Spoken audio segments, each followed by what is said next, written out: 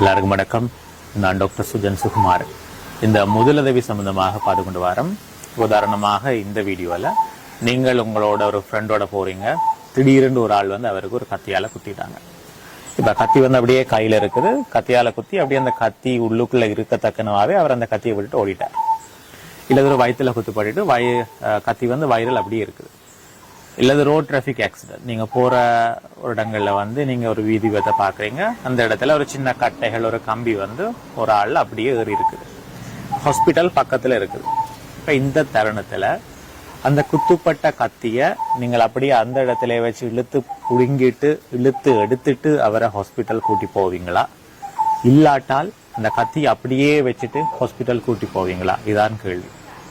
இதுல நாங்கள் எப்பவுமே மறக்க கூடாத ஒரு விஷயம், ஒரு ஆளுக்குள்ள அப்படியே கத்தி குத்துப்பட்டு இருக்கின்றால் சில வேளைகள்ல அந்த கத்தி வந்து அவரோட குருதி குழாய்க்குள்ள அப்படியே பூந்திருக்கலாம்.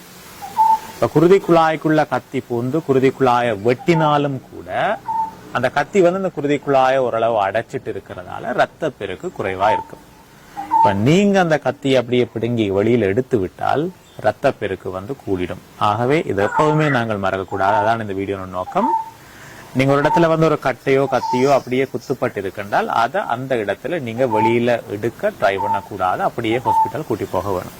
இல்லாட்டால் உங்களுக்கு ஒரு வசதி இருந்தால் என்ன செய்யலாம் என்றால் அந்த கத்தியை அப்படியே வச்சுட்டு அந்த கத்தியை சுத்தி நீங்கள் ஒரு பேக்கிங் போடுறது, அந்த கத்தியை எடுக்காமல் அந்த இடத்தை சுத்தி கொஞ்சம் ஒரு துணிகளையோ கோசையோ வச்சு அப்படியே அமர்த்தி கட்டி போட்டு அவரை குயிக்கா ஹாஸ்பிட்டல் கூட்டி போறது. ஆகவே இதுதான் இந்த வீடியோனுடைய நோக்கம். தேங்க்யூ.